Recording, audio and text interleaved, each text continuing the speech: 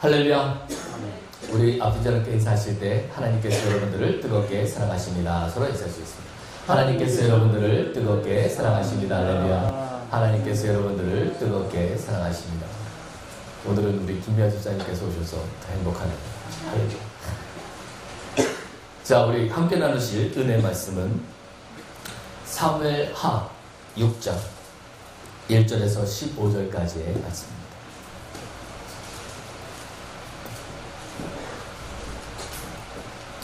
사무엘하 6장 1절에서 15절까지의 말씀입니다. 제가 가진 성경으로는 구약 471면에 있습니다. 사무엘하 6장 1절에서부터 15절까지 구약 471면에 있습니다. 자, 모두 차수를 믿고 한 절씩 교독해보고 시작하도록 하겠습니다. 제가 먼저 선독하겠습니다. 다윗이 이스라엘에서 뽑은 무리 3만 명을 다시 모으고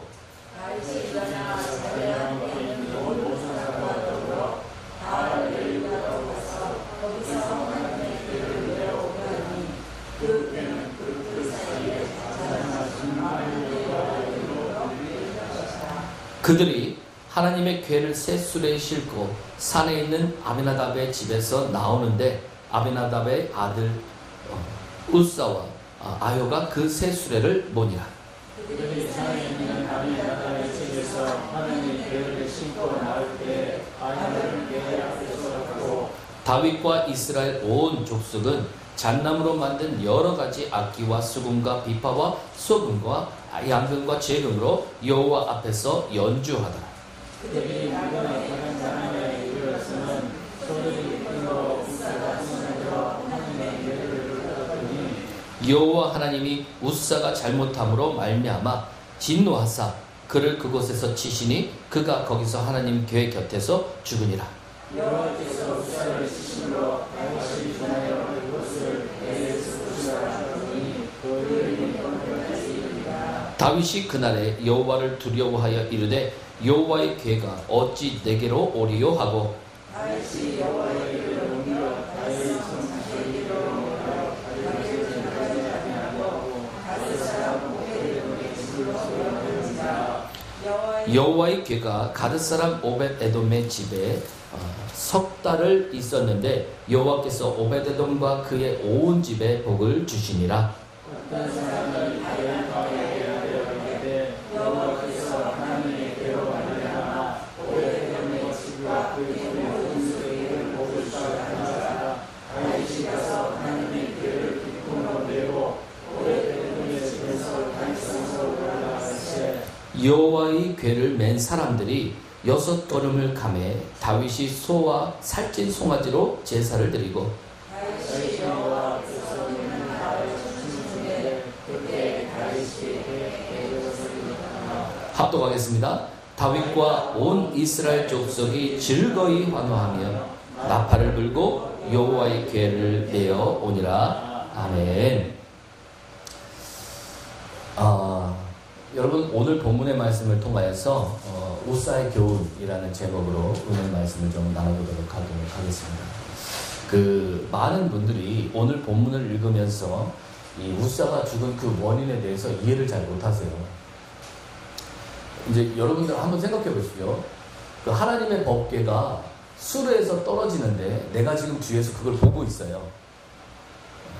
이제 황금으로 만든 거룩한 법궤가 지금 수레에서 떨어지는데 나는 지금 그걸 뒤에서 보고 있습니다.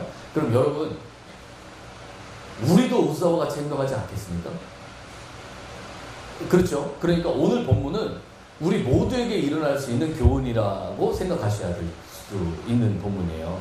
자, 그런데 일단은 여러분들이 이 생각을 먼저 하셔야 됩니다. 이 출애굽기 25장에 보면 여기에 있는 하나님의 법궤, 이 언약궤를 또 다른 이름으로 부르는데 증거궤라고 불러요. 자, 여러분, 제가 지난주에 그 주민등록증을 분실해가지고 아니죠, 3주 전에 분실해서 이제 만들었던 게 지난주에 나와가지고 제가 그 주민등록증을 찾으러 갔습니다. 그랬더니 그분이 이런 말씀을 해요.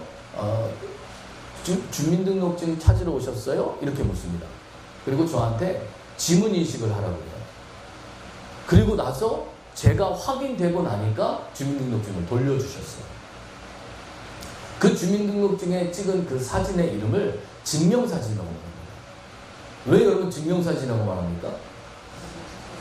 그렇죠. 여러분 그 사진이 누굴 증명해요? 나를. 그럼 여러분 증거계, 이 증거계의 또 다른 이름은 증명계라는 뜻인데 여러분 왜 증거계라고 얘기할까요? 여러분 이 괴는 하나님을 증거하는 거예요. 그래서 이름이 증거계예요. 그 안에 무엇이 들어있었습니까? 십계명. 그렇죠? 자, 이제 여러분 어떤 집이든지 목적이 확실한 부모가 있으면 가훈이라는 걸 정합니다. 그렇죠? 이제 그 대부분이 이 군인 출신의 집에 가면 가훈들이 뻔해요. 나라 사람. 그렇죠? 또 이렇게 교육자 집안에 또 가보시면 아는 게 힘이다. 뭐 이렇게 우리가 어렸었을 때 뻔한 이 가훈들을 많이 봅니다. 그런데 여러분 그런 가훈들이 왜 있는 겁니까? 그 집안의 가장이 우리 집을 이런 방향으로 끌고 가야지 라고 생각하시는 거죠. 그럼 여러분 주님이 이스라엘 백성들을 이끌고 나왔을 때 자 여러분 아주 중요한 게 있는데 이스라엘 백성들이 십계명을 잘 지켜서 끌고 나온 게 아니라 그 사람들이 십계명을 모를 때 그들을 먼저 구출하셨죠. 그러니까 여러분 율법을 잘 지키고 잘 못 지키고에 따라서 구원받는 게 아닙니다. 구원은 은혜로 받으신 거예요. 자, 그러나 구원을 은혜로 받았지만 은혜로 받은 하나님의 백성들은 반드시 누구의 법을 알아야 됩니까? 그렇죠. 내가 하나님의 자녀가 됐으면 하나님의 집 가풍이 뭔지 아셔야죠. 하나님은 목적이 뚜렷한 분이에요. 저와 여러분들을 내가 거룩하니 너희도 거룩하라 이렇게 말씀하셨어요. 레위기 11장에 보면 내가 거룩하니 너희도 거룩하라 이렇게 말씀하셨어요. 결국은 저와 여러분들을 어떻게 만드시는 게 목적입니까? 거룩하게. 그게 하나님의 목적이세요. 그런데 어떻게 거룩하게 만드시느냐? 로마서 4장 4절을 한번 보실까요? 로마서 4장 4절에서 5절입니다.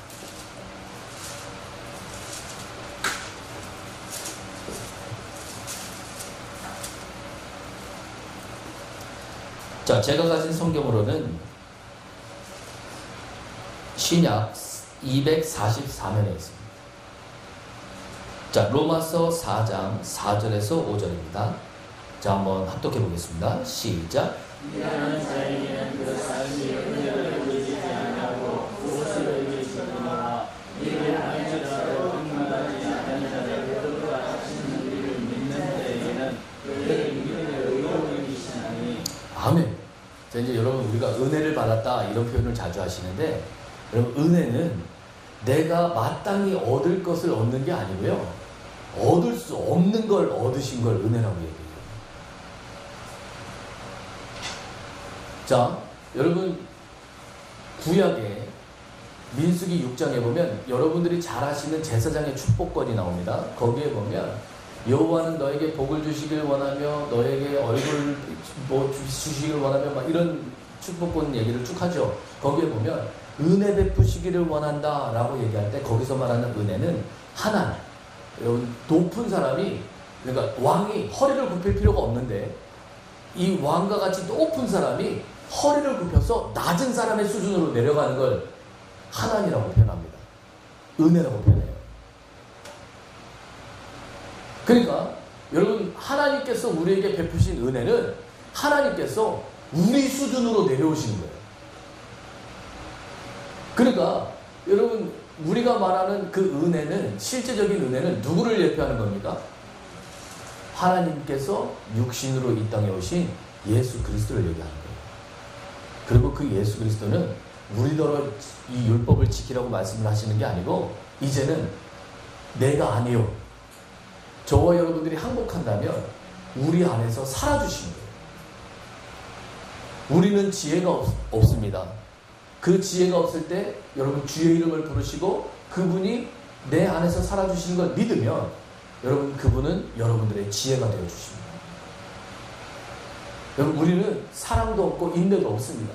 그런데 사랑도 없고 인내도 없는 내가 그 죄악된 모습을 인정하고 그 예수 그리스도의 이름을 부르면 여러분 그분이 여러분들 속에서 사랑과 인내가 되어 주시는 거예요. 그래서 여러분 에베소서 2장 8절도 한번 보시죠.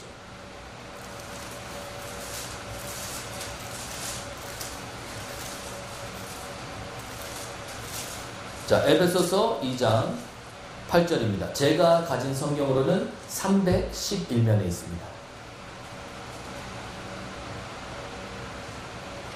자, 또 한번 합독해 보겠습니다.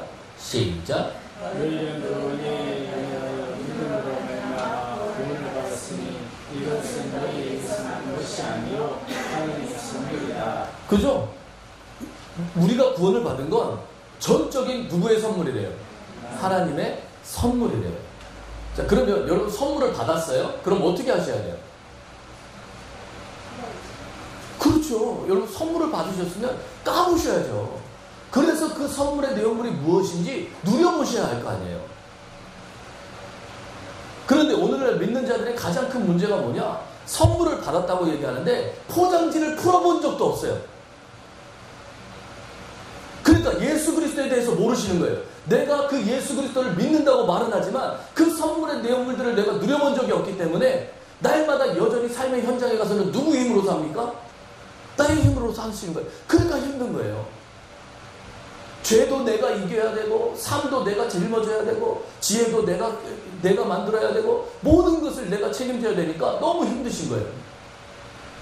나의 역량은 정해져 있는데 나의 역량은 너무나도 연약한데 그 연약한 부피보다 여러분 나이를 먹으면 먹을수록 책임량은 늘어납니까? 줄어듭니까?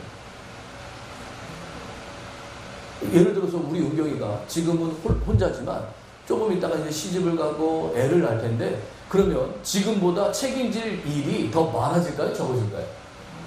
많아져요. 자, 그런데 내가 책임질 일은 많아지는데 나는 발전이 없었어요. 20살 때 모습이나 30살 때 모습이나 40살 때 모습이나 똑같아요, 내가. 그럼 여러분 시간이 흐를수록 이 사람의 인생이 쉽겠습니까? 더 어렵겠습니까? 그러니까 여러분 왜 우리가 어릴 때가 좋았어? 왜 이런 말 합니까? 이제 여러분 애들한테 물어보시죠. 걔네들은요 어른 되고 싶은지 아직 애들로 살고 싶은지 여러분 한번 물어보세요. 그럼 애들은요 다 뭐라고 대답할까요? 어른 되고 싶다 그래요. 그런데 막상 어른이 되신 여러분들은 아이들한테 뭐라고 얘기하십니까? 니네 때가 좋았다. 왜요? 책임질 게 별로 없었거든요. 그럼 여러분 오늘 안식일이시지 않습니까? 그럼 여러분 안식일은 뭐 하는 날이에요? 여러분 죄 가운데 무거운 짐을 주시는 게 아니고 그걸 내려놓는 날이에요. 안식일의 주인이신 누구한테요? 주님께요. 제가 안타까운 건 안식일날 주섬주섬 다 주워가지고 여러분들에게 꽉 채워서 안식일을 지키려고 하시는 데 있어요. 안식일은 누리는 날이지 지키는 날이 아닙니다. 여러분 한 주간 짊어졌던 모든 짐을 주님의 십자가 앞에 내려놓는 날이에요. 그래서 여러분들이 자유함을 맛보고 은혜를 맛보고 기쁨을 맛보셔야 그래야 그 힘을 얻어서 또 한 주간을 누구를 의지해서 사시는 겁니까? 주님을 의지해서 사시는 거예요.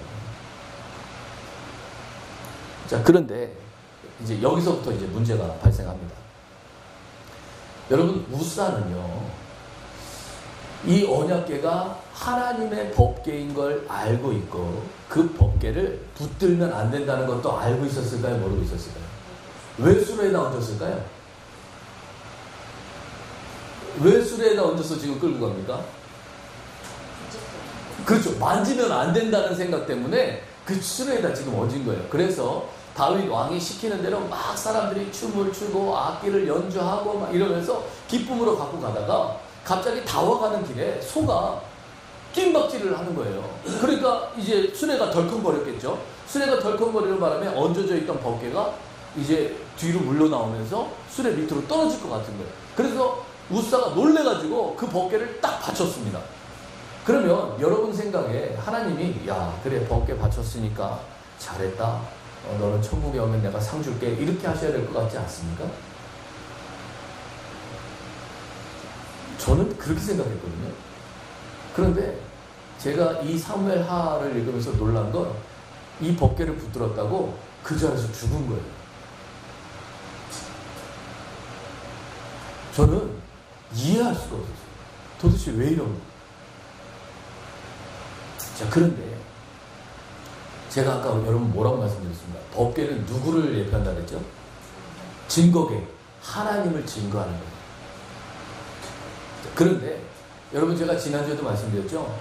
우리의 육체는 내 말을 듣습니까? 안 듣습니까?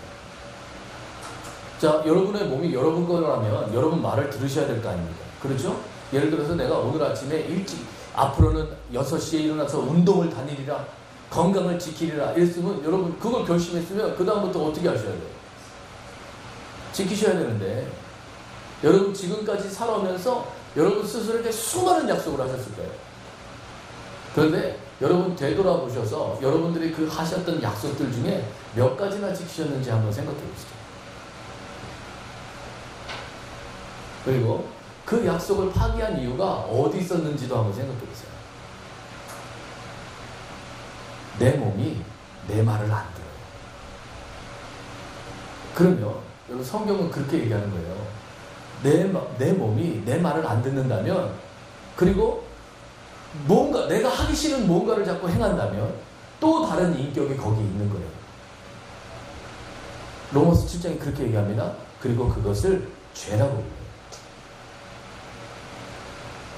여러분 제가 아는 저희 친구들 중에 얼마 전에 사업을 확장한 어떤 친구의 개업식을 갔는데 그 친구가 제가 알기로 10년 전부터 담배를 끊겠다고 얘기했어요. 그런데 요번에 가니까 전자담배를 또 피우더라고요. 그래서 제가 너 담배 피우는 거 그거 끊겠다고 어느 정도 내가 들었던 것 같은데, 그래 바꿨잖아. 그래서 그러니까 자기는 지금 그 전자담배로 바꾼 걸 뭐라고 생각하냐면요, 담배를 끊은 거라고 생각해요. 그래서 제가 보기에는요, 그건 끊은 게 아닙니다. 그런데 여러분 말은 10년 전부터 끊어야 되겠다고. 왜 그러냐면 그걸 피면서도 또 그래요. 내가 몸이 요즘 너무 많이 좋아. 담배를 끊어야 돼. 아니 몸이 너무 안 좋아서 끊어야 되는데 왜 계속 피는 겁니까? 내 몸을 내가 못 이기는 거예요. 그런데 여러분 그럼 이 몸은 도대체 누구 몸입니까? 성경은 이 몸을 죄의 몸, 사망의 몸이라고 해요. 하는 짓마다 죄를 짓는데 빠르고, 여러분 성질 내는 건요, 자동이시죠? 여러분 짜증 내시는 건요, 자동이에요.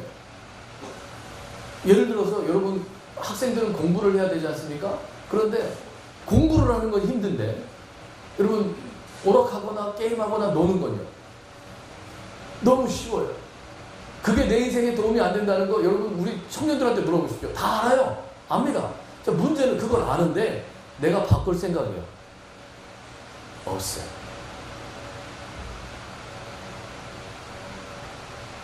여러분 우리 청년들이 지금 10대나 20대 때 준비되지 않으면 30대 때, 40대 때 자기의 인생을 편안하게 살 수 없어요. 그리고 우리 청년들도 다 알고 있습니다. 그래서 어른들이 지금 준비해라 말을 해요. 그러면 마땅한 말이지 않습니까? 근데 그 말을 들으면 감사합니다 이렇게 얘기할까요? 잔소리 한다고 생각할까요? 여러분 성경이 우리한테 무슨 말씀을 하시는지 이해를 잘 하셔야 돼요. 여러분 10계명을 지키면 여러분 우리 모두가 편안해지실 수 있어요. 문제는 그 10계명을 지킬 능력이 우리한테 없는 거예요. 왜 주님이 죽으시고 부활하셔서 우리 안으로 들어오셨습니까? 고린도전서 15장 45절에 보면 살려주는 영이 되어서 우리 영 안으로 들어오셨다고 얘기하는데, 그분이 우리 영 안으로 들어오신 목적은 딱 하나입니다. 여러분, 우리가 우리 자신을 못 이기는 거예요. 그리고 여러분, 믿음이라는 건 그 예수 그리스도가 내 안에서 사시는 걸 인정해 드리는 걸 얘기하는 거예요. 아멘. 그걸 믿음이라고 얘기합니다. 그분이 내 안에서 사시는 걸 인정해 드리는 거예요. 그분이 나의 인격임을, 그분이 나의 말투가 되심을, 그분이 나의 지혜가 되심을, 그분이 나의 모든 것이 되심을 인정하시는 거예요. 자, 그런데 자, 여러분, 우사가 이 수레를 딱 바친 것에 대해서 여러분 한번 생각해 보세요. 우리 많은 분들이 지성소 안에 얌전히 있는 법궤는 도울 필요가 없다고 생각해요. 그건 만지면 큰일 나요. 자, 그런데 여러분, 갑자기 어떤 큰일이 벌어지면 그건 내가 도와야 된다고 생각합니다. 예를 들어서 여러분, 사무엘상 거기 15장 23절에서 24절 사이에 보면 그 사울의 얘기가 나오는데, 사울이 분명히 하나님께서 이 전쟁을 치를 때에 상대방의 모든 이 생명들을 다 끊어버리라고 하셨어요. 그런데 사울은요, 하나님 앞에 제사를 드리겠다고 막 남겨갖고 옵니다. 그러면 여러분, 우리가 보기에는 그거 착한 일이에요, 나쁜 일이에요? 하나님께 좋은 거 드리려고 남겨갖고 왔대요. 그런데 여러분, 사울이 하나님께 결정적으로 버림받는 이유가 뭡니까? 그거예요. 남겨갖고 왔다고. 그리고 거기서 유명한 말씀을 합니다. 순종이 제사보다 낫다.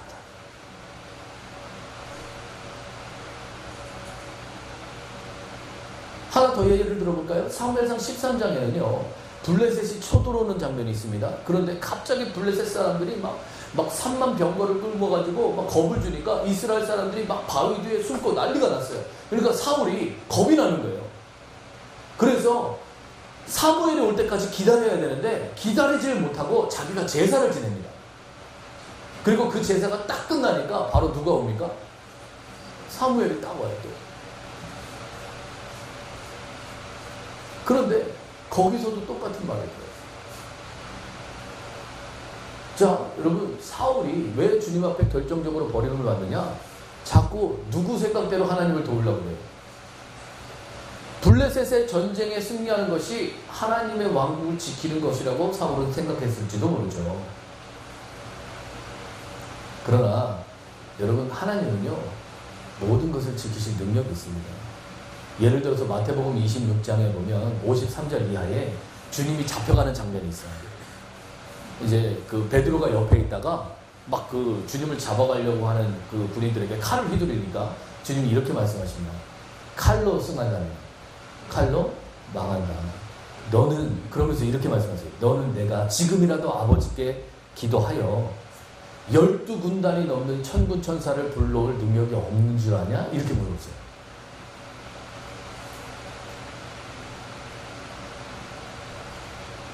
시편 91편에는요, 주님이 뛰어내린, 이제 이 대목을 마태복음 4장 6절에 사단이 써먹는 대목인데, 높은 곳에서 뛰어내려라. 그럼 천군 천사가 와가지고 네 발을 받쳐줄 거다. 이렇게 얘기합니다. 그게 이제 시편 91편인데, 여러분, 그러면 주님이 뭐가 떨어지면 받칠 능력이 있으십니까? 없으십니까? 있으세요. 여러분, 무사가 그거 안 받쳐도요, 하나님이 깨던 다시 만드시던 하나님이 알아서 하실 겁니다. 근데 우리는 무슨 생각을 하냐면요, 지성소에 얌전히 있을 때는 괜찮아요. 그런데 뭔가가 급한 일이 딱 벌어지면 누가 나서야 될 것 같아요? 내가 나서야 될 것 같다고 착각을 합니다. 그것이 우사의 첫 번째 실수였어요. 저와 여러분들이 이것을 통해서 깨달으셔야 될 게 있습니다. 여러분, 구원은 은혜로 받아놓고 승리는 노력으로 얻으시려고 하십니까?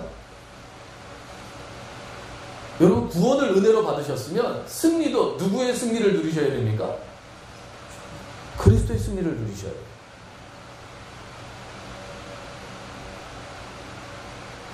이것이 하나님의 은혜를 누리는 사람이에요. 자, 그러면 여러분들이 이런 질문을 하실 수 있어요. 아, 그럼 목사님 아무것도 안 하고 가만히 있습니까? 아니에요. 여러분, 제가 누구의 명령을 따라 사시라고 했어요? 내 안에서 누가 사시는 것이요?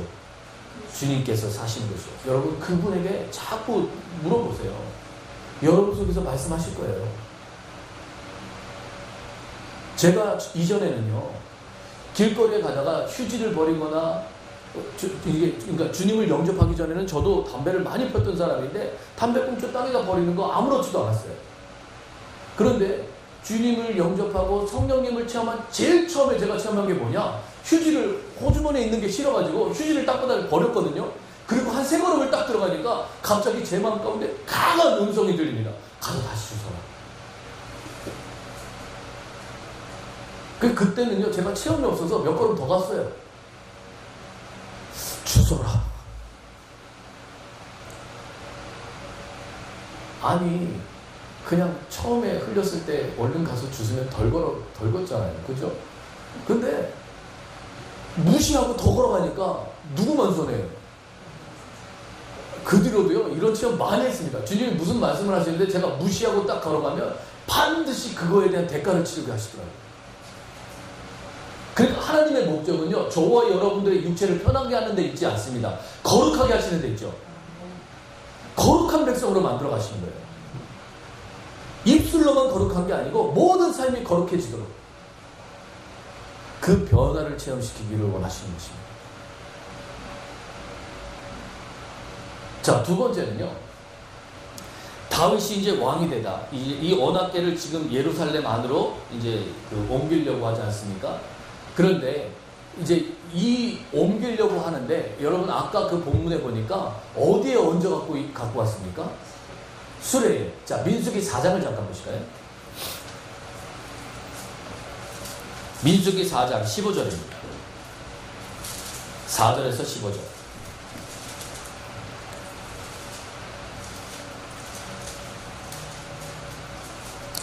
자, 민수기 4장 4절에서 15절 사이입니다.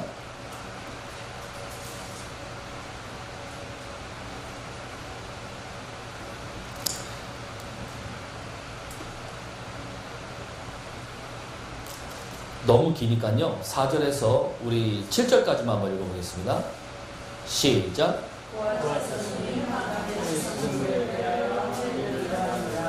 지명이 전쟁할 때 아람과 그의 아들들이 들어가서 한 많은 자를 얻어 진공에 덮고 그 위에 배달에 가지고 덮고 그 위에 순창색 고자리를 덮은 후에 그 젖을 끄고 진사장의 산에 청색 고자리를 펴고 대접들과 숟가락들과 주별들과 굽는 잔들을 거기에 두고 또 항상 진사장의 흙을 그 위에 두고. 자, 여러분 결국은요, 15절에 보면 어떻게 해야 되는지 계속 자세하게 설명한 뒤에 이 모든 것을 반드시 제사장이, 거기 15절 한번 읽어보실까요?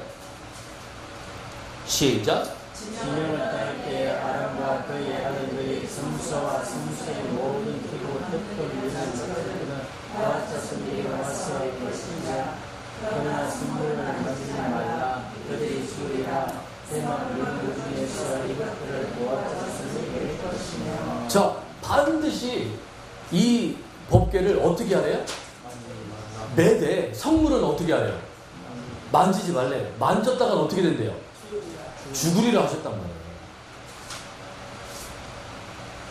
자, 그러면 여러분, 하나님은 뭐를 한번 딱 정하면 우리는 그때나 환경이나 어떤 것에 맞춰서 여러분 변하실 수 있지만, 하나님은 뭐를 딱 정하면 변개가 없으세요.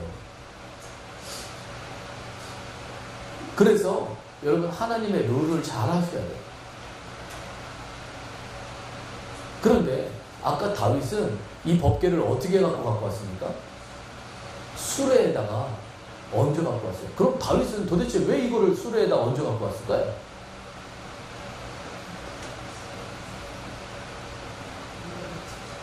그 사무엘상 다시 6장 한번 보시죠. 사무엘상 6장.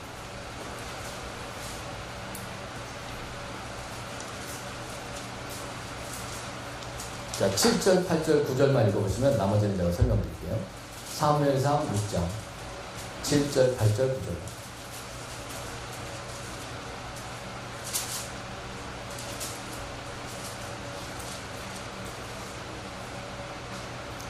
자, 다 함께 천천히 또 합독해 보겠습니다. 시작.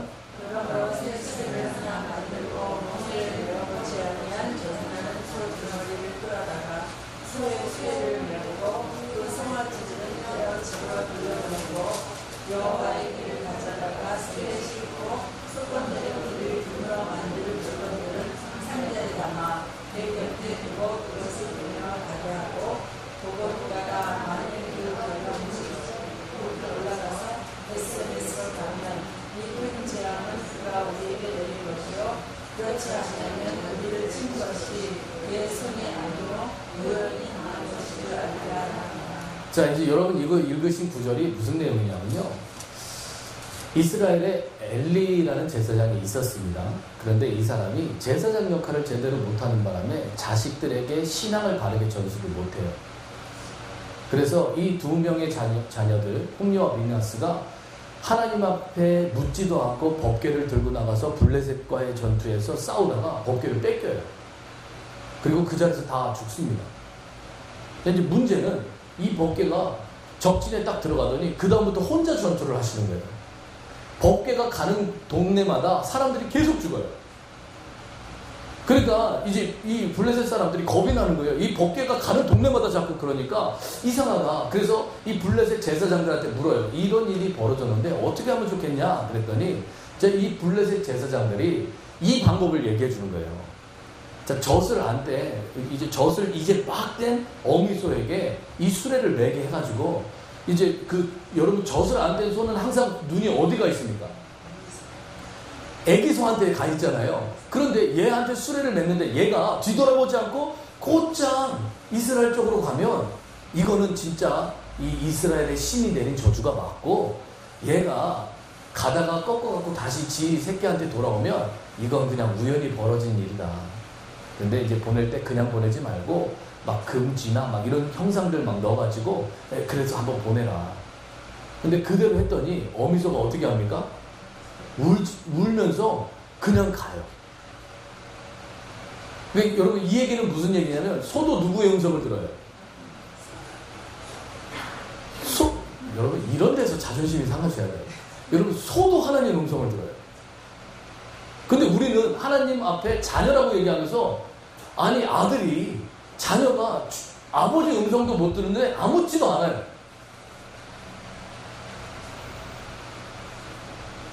아무렇지도 않아요. 여러분 자 블레셋 입장에서 생각해 보시죠. 여러분 블레셋 사람들이 뭐가 문제냐면요. 이렇게 이스라엘에게 이 법궤를 돌려보내라고 얘기하는 건 이스라엘의 신이 있다라는 걸 아는 거예요? 모르는 거예요? 아는 겁니까? 모르는 겁니까? 알긴 알죠. 알긴 알아요. 그런데 가서 믿지는 않아요. 여러분 우리 주변에도 하나님 계시는 건 알겠대요. 근데 교회 가자 그러면요 안 간대요. 여러분 이분들이 어디 나라 같은 신앙이에요? 블레셋 같은 신앙이에요. 자, 근데 문제는 다윗이 안 믿는 족속이 하는 방법으로 누구를 섬겨요? 하나님. 법궤가 왜 떨어졌을까요? 자, 다윗이 이렇게 하면 다음부터 모든 사람이요 다 수레에 매갖고 올 거예요. 하나님 말씀대로 안 살고. 자, 여러분 이 법궤는 그리스도를 예표하는데 여러분 그러면 나중에 예표가 다 틀어지죠. 그래서 안 되는 거예요. 두 번째, 여러분 이 다윗이 또 뭐를 잘못했느냐? 역대상 13장 한번 보시죠. 1절에서 3절입니다.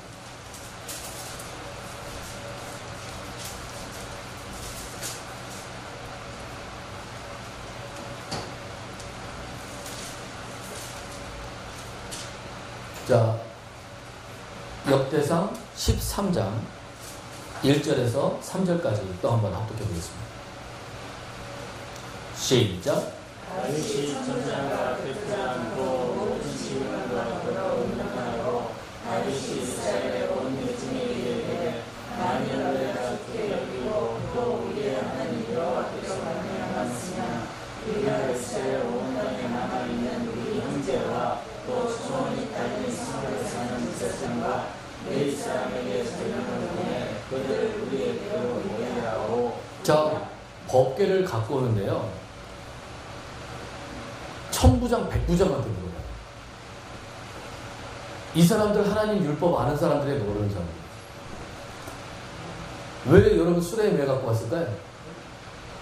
전쟁에 나갔던 사람들이 이거 뺏긴 게 계속 마음에 걸렸는데 이 사람들이 본대로 얘기한 거예요. 아니, 하나님의 법궤를 들고 오려면 뭐를 뒤져봐야 돼요? 율법서를 뒤져봐야죠. 하나님이 뭐라고 하셨는가? 그런데 하나님께 물을 생각은 없고 사람한테 가서 물어봐요. 여러분, 오늘날 이 우사가 죽었다는 건 우리의 영이 죽었다는 뜻입니다. 저와 여러분들이 영이 왜 끊깁니까? 하나님께 묻지 않고 사람을 보고 신앙생활을 해요. 여러분, 저의 목적은 딱 하나입니다. 여기 계신 모든 성도 여러분들이 하나님을 만나셔야 돼요. 아멘.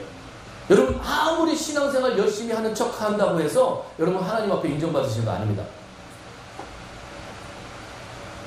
저와 여러분들이 주님 앞에 설 날이 올 텐데, 여러분, 우리가 주님 앞에 설 날 그 주님 앞에 인정받는 건 딱 하나. 저와 여러분들이 이 땅에서 얼마나 그리스도로 살았는지, 얼마나 그분을 의지했는지 하나님께서 우리에게 물으신 건 그거 딱 하나입니다.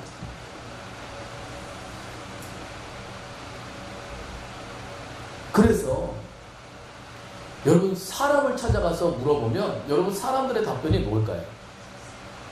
자, 여러분, 이제 이런 말씀 드리면 죄송한데, 여러분 지금 주변에 있는 여러분들의 친구분들은 딱 누구 수준이시냐면요, 여러분의 수준입니다. 왜냐하면 여러분과 말이 안 통하고 여러분들이 생각이 안 통하면 여러분 친구 하세요, 안 하세요? 안 합니다. 그럼 여러분, 지금 내 옆에 있는 그 사람은 항상 얘기를 하면 누구 수준에서 얘기해 줄까요?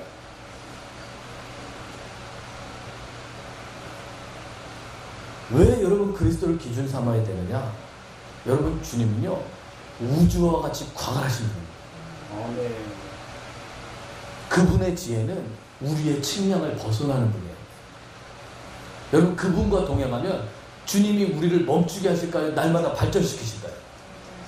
여러분, 주님은 결코 우리를 멈추게 하라. 그리고 그분이 우리에게 하시는 어떤 말씀에 저와 여러분들이 날마다 순종한다면, 여러분, 우리는 그 측량할 수 없는 그리스도의 풍성이 무엇인지 맛보고 누리고 간증할 수 있는 사람들이 되게 되실 줄 믿습니다. 여러분, 실제로 모세를 한번 생각해 보시죠. 여러분, 장정만 60만 명이에요.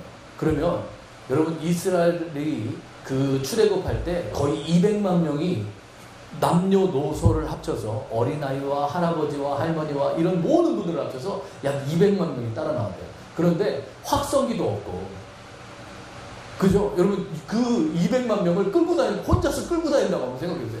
무슨 일이 벌어지면 다 누구를 찾아와요? 그러니까 여러분 보면 모세가요, 밥 먹을 시간도 없는 거예요. 하물며 이웃집끼리 싸워도 그거 해결해달라고 모세를 찾아와요. 그런데 여러분, 모세가 민수기에 보면 가장 온유함이 승했다고 얘기합니다. 여러분 같으면 그 스트레스 받아서 사시겠어요? 아니, 제가 대구에 있었을 때는요, 우리 성도님들이요, 밤낮도 없으세요. 그 집안에서 무슨 싸움이 나잖아요? 그럼 저한테 전화하셔서 화를 막 내세요. 제가 싸운 게 아니잖아요. 그런데 막 저한테 남편이 나갔고 막 이러면서 막 저한테 퍼부으시면 제가 거기다 무슨 말을 하겠어요.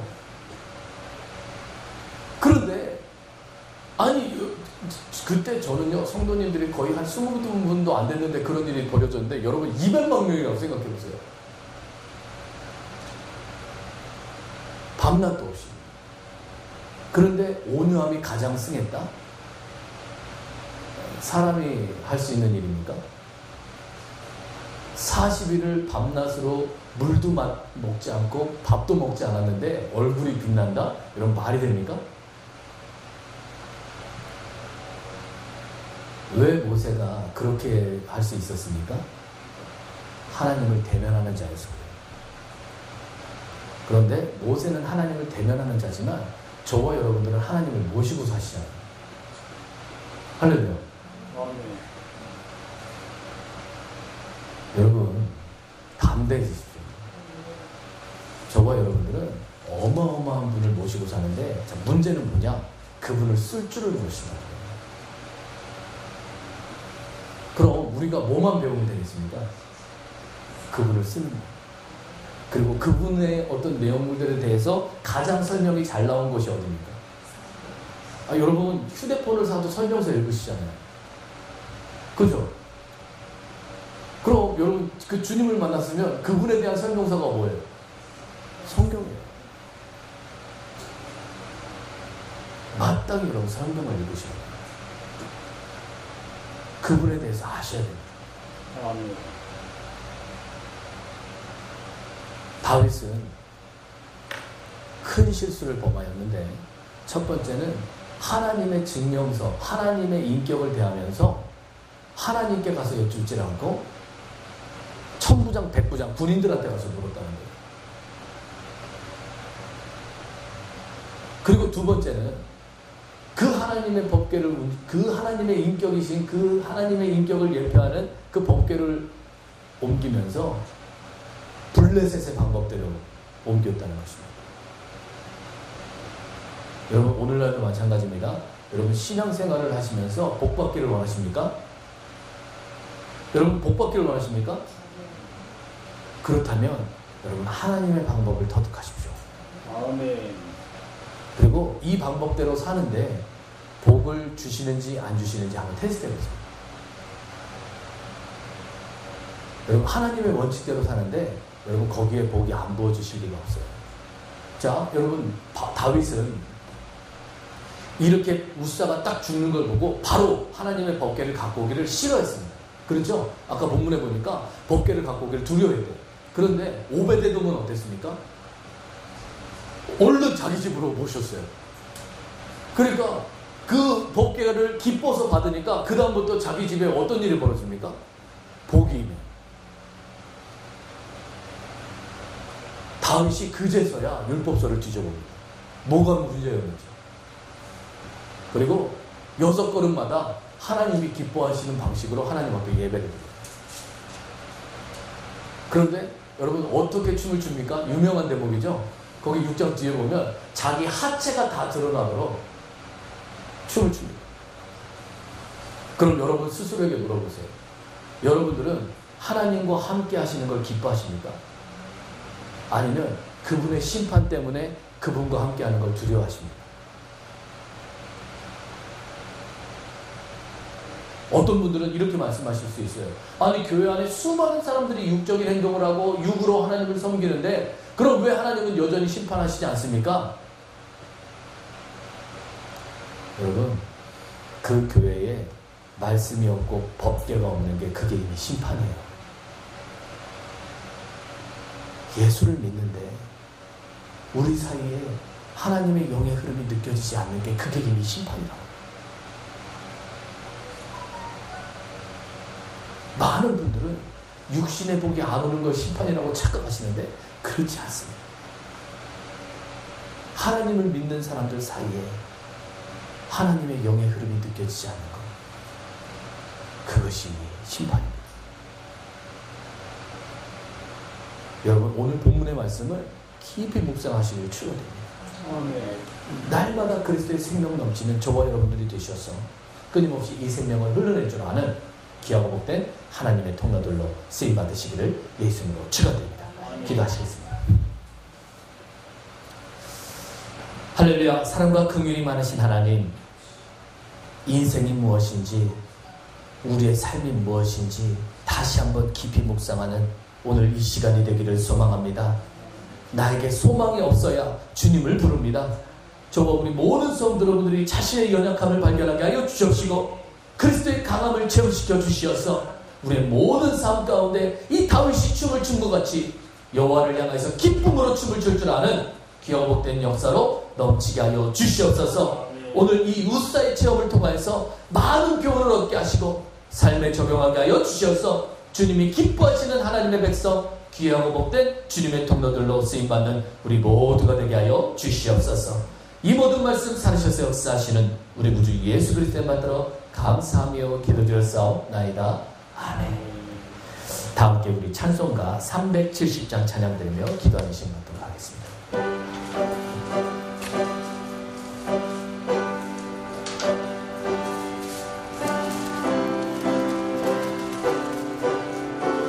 주 안에 있는 나에게, 주 안에 있는 나에게 딴 근심이 있으랴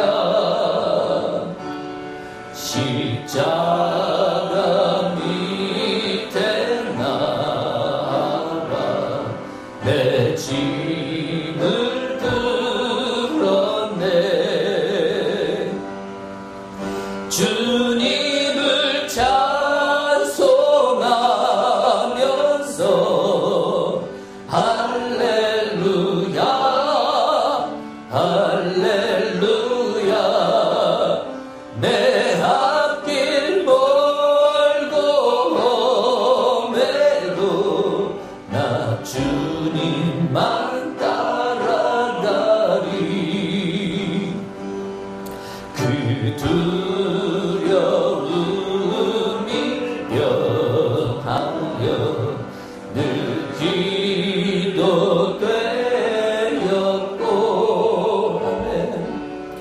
전날의 한숨 변하여 내 노래 되었네. 주님을 찬송하면서 할렐루야 할렐루야 내 앞길 멀고 험해도 나 주님만 따라가리. 내 주는 자비하셔서 늘 함께 계시고 전궁빛 밤을 아시고 늘 채워주시네.